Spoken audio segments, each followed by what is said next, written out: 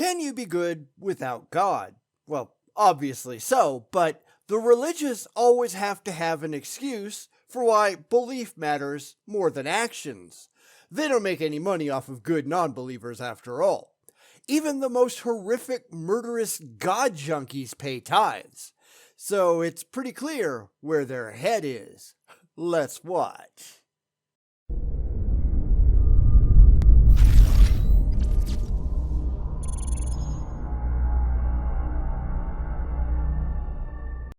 We returned to Frank Turek today because, well, we need a good laugh, I guess. Or a groan, you do you. It's an older video on morality and why the Christian moral take is always so pathetic and so laughable. You won't get the religious to admit to that, of course, because, they just don't care. They just want to believe. So, let's get started. I've been a Christian all my life, and I plan to be a Christian forever.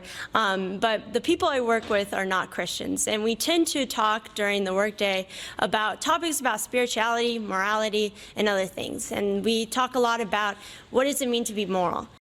First off, that's really, really sad. I'm an idiot, and I always want to be an idiot. Yeah, you don't say. And this is a problem that a lot of people have, even beyond the religious. People who insist that what they think today is what they will think forever just because they are currently convinced. They can't think outside of their current head state. I'm sorry, but things change. You learn new things all the time, at least you should if you're not a brainwashed imbecile with your fingers in your ears chanting prayers. I mean, I can't say that I'll always be an atheist. Who knows? I could become convinced that there's a God someday, but that would require significant, objectively verifiable evidence to support it, something that I'm really not expecting to happen, but I can never say never. That's one. Secondly, it's really not a bad thing to talk about your beliefs with others that don't share them. You might actually learn something, or at the very least, get an insight into how others think, and that's partially why I spend so much time talking to the religious. But I'm never convinced that what they think is actually correct. I'm certainly open to it if they have any evidence to present, which, sadly, in many years of doing this, they never have, but I'm never going to say never. I know that's a terrifying thought for a lot of people, but, grow up. Asking Frank about this crap isn't going to help with that. And these people, they do not believe in Jesus, but they do believe in spirituality. And I do believe with them in one thing, that morality is a concept based on spirituality. What does that even mean? I can't tell you how many people I've talked to who've said, I'm spiritual but not religious. And they can't even define what being spiritual means. Spiritual seems to be another one of those bizarre wiggle words that means whatever they want it to mean in the moment. In fact, I'm going to find a quiz out there somewhere to see just how spiritual I am, just for shits and giggles. So look for that one coming up. I really have no clue what these people mean when they say, I'm spiritual. To me, it's just another way to say, I'm clueless. So my question to you is, how can a person be moral but not be a Christian?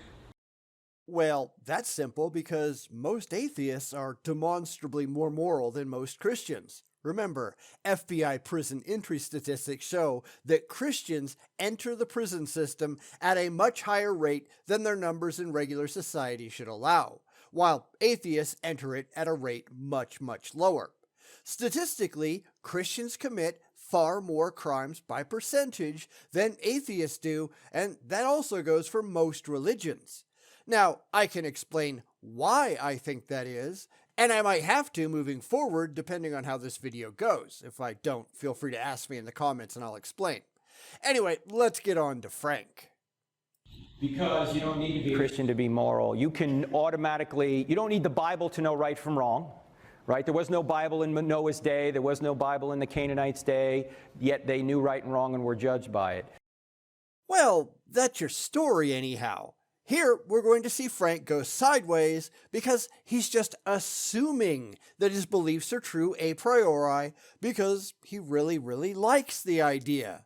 This, I think, is the first thing that we need to disabuse the religious of. You are not automatically correct because you really like the idea of your faith. This is why Frank is up in front of a primarily Christian audience, because he knows that he can just spout off and nobody's going to ask him any hard questions. It's why I think most debates are a complete waste of time, because the atheist isn't stopping the theist the first time that they make any claims about God, because that's where the debate really has to begin. You don't just get to spout your blind belief until you can show that your faith is rationally grounded. Everybody knows right and wrong because it's written on our hearts. That's what Will was saying before. I agree with him. He knows right and wrong. There's just no way to justify why something's right and wrong unless there's a standard beyond us, God's nature. Why not Allah's nature? Why not Krishna's nature? Why not the flying spaghetti monster's nature? He's just asserting God without first demonstrating that God is real. What else is new? This is why apologists don't want to talk to the non-religious, because then we'd call them out on it, or at least we should, and they'd have to scuttle away into the shadows like the cockroaches they are. You actually have to prove this stuff, and the sooner you get on them about it, the faster they'll either produce something of value, which I think we all know won't happen, or they'll be shamed into shutting their yaps. And either one is fine with me. So everybody can know right from wrong.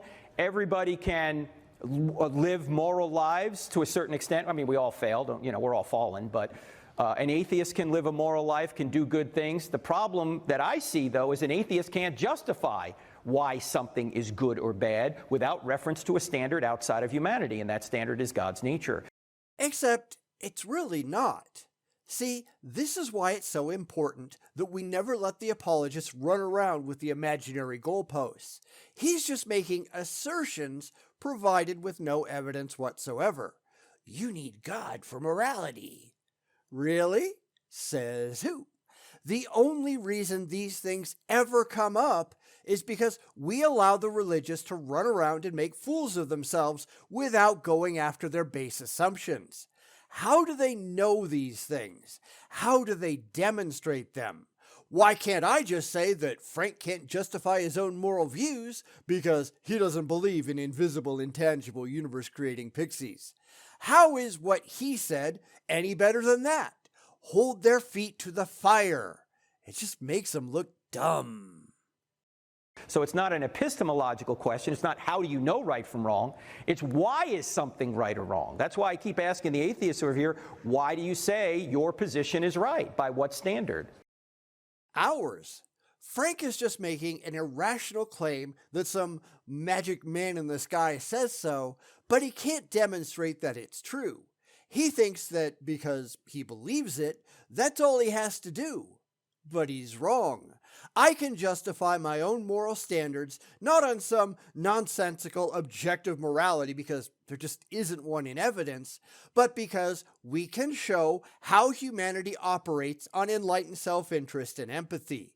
That's how it actually works. Frank and others like him are just terrified of that.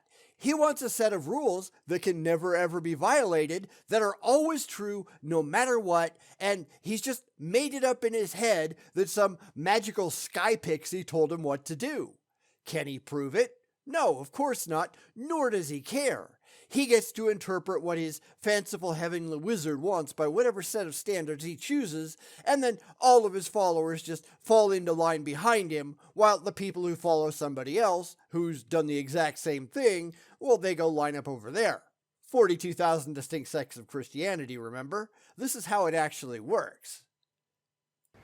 Would you connect that standard to a sense of spirituality within yourself, not with God alone? Or is it just only through God that you can find moral standard? You can develop your own morals if you want. They're just not objective if they don't line up with God's nature.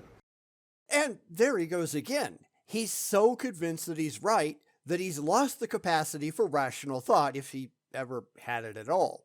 This brings us around to the Euthyphro dilemma, which asks if a thing is good because God says so, or does God say so because it's good? Now, that assumes that God has anything to do with it at all, which, again, means we need to be demanding that they back that part of it up, and faith doesn't get you anywhere. Unfortunately, they have no intelligent responses here. If it's good because God says so, then God can hypothetically say anything is good or anything is bad, and suddenly, no matter what it is, that's what it becomes. There goes objectivity right out the window, which is defined as the standard that exists beyond any intelligent mind or personal opinion to interpret. If God says so, it's subjective, not objective. If God is just following some external objective moral standard, then what use is God in the moral conundrum? They can't win, but they don't care. So, yes, people can be moral without God. They just can't justify why something is good and something's bad. That's the problem for them. Says you. Now, granted, she's asking him a question and he's just giving his opinion. There's nothing wrong with that, I suppose. But his opinion is based on poor reasoning and clear delusion and unjustifiable beliefs that cannot be shown to be rationally defensible. It's like asking a flat earther to explain the pictures from space of a spherical globe. They're just going to go off into batshit insanity land because they don't care about the actual truth. They don't have the tools, or in the case of Frank, the interest in actually evaluating the question intellectually. That's kind of sad, right? Now, they may not want to go there, or they want to make up their own morality. I find that a lot of times people, well, let me put it this way. We were in Texas, 5 years ago, and we were at the book table of a conference we do called Fearless Faith, and a lady came up to me and said, "Do you have a book on Buddhism?" And I said, "Why?" And she said, "Well, I have a friend of mine who used to be a Christian, and now she's a Buddhist." And I said, "Look, I don't know your friend at all, but let me just ask a question to see if I can diagnose this. Did your Christian friend, who's now a Buddhist, did she start doing something that Christianity, Jesus, would consider immoral recently?" You mean other than converting to Buddhism? I think that would do it, wouldn't you? Now, of course, he's going to get to the point that he wants, because if he didn't, he wouldn't be telling this story. But this is one more instance of, it can't be the fault of Christianity, it's got to be something else. They just want to sin. Now, assuming that this ever happened at all, maybe not. We've caught Christian apologists in a lot of bald-faced lies in the past, but giving him the benefit of the doubt, Frank has now suggested that maybe there's an explanation for this, and that leaves the lady, whoever she was, if she existed at all, in a place to simply look for something to fit the bill, instead of having it in her mind before he asked. This is just leading the witness. Surely there's some reason you can come up with to explain it. Well, let's see where it goes from here, because Frank is painfully predictable. And the lady went, "Yup." And I said, "That's why she's a Buddhist. She's not a Buddhist because she thinks Buddhism's true. She's a Buddhist because she wants to have spirituality without moral accountability." See? What'd I tell you? He's trying desperately to read things into actions that he doesn't approve of, just because he can't face the possibility that maybe, just maybe, somebody realized that Christianity wasn't true. Now, granted, I don't think that Buddhism is true either, or any other religion for that matter, but he's always looking for a way to get where he wants to go, because that's what makes him happy, and honestly, it's what gets people to pay to see him. Greed is never far from the Frank Turek brand. She wants to say she's spiritual, but she wants to make up her own right and wrong, because she wants to do what she wants to do, and Jesus wants to protect her and say, "Don't do that." But she wants to do what she wants to do. Amazing how he can say that without the person in question being involved in any way whatsoever, right?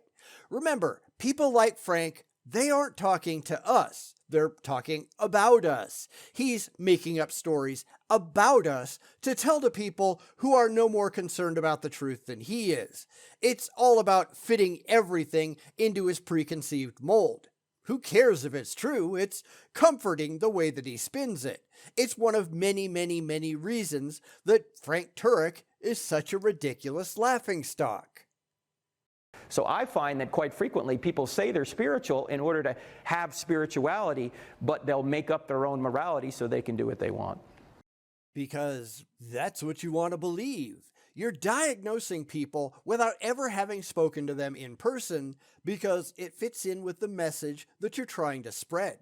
Because here's the thing, Christianity isn't about being a good person. You can be the worst person in history so long as you believe. Hell, Hitler, according to a lot of people, would have to be in heaven right now because he was a devout Christian. Of course, there are other Christoids who want to say, no, he never believed at all. It was all just an act. Remember, 42,000 distinct sects. So long as he said that he was sorry before he died, he's on the fast train upwards, no matter how many Christians try desperately to deny his beliefs. They're just really unhappy with the idea of accepting Hitler into their club. But that doesn't mean that he doesn't belong. It's why a lot of people will use Gandhi as an example. Gandhi was a good person, supposedly. I mean, I never knew him, so I can't judge for myself, but that's what's said about him, so we'll just go with that. Gandhi is going to go to hell because he followed the wrong pantheon of gods. Jeffrey Dahmer, who converted to Christianity in prison and presumably confessed his sins, he's going to go to heaven. Justify that for me, will ya? They can't. They can just offer a whole lot of fast talk and blind faith to find their way around it. Why? Because they just don't care. It doesn't have to make any sense. It's all just religious bullshit on display, and so long as there's a paycheck in it, Frank will run it up his flagpole and salute. Frank doesn't care at all. So long as you kiss God's ass in the end, you can be the biggest monster humanity has ever seen. We don't matter, remember, only his imaginary friend does. Maybe that's why religion operates the way that it does, and why we need to stop playing nice and start calling out these bullshit beliefs. Make them look as bad as they actually are, because they deserve nothing less than a swift kick in the teeth.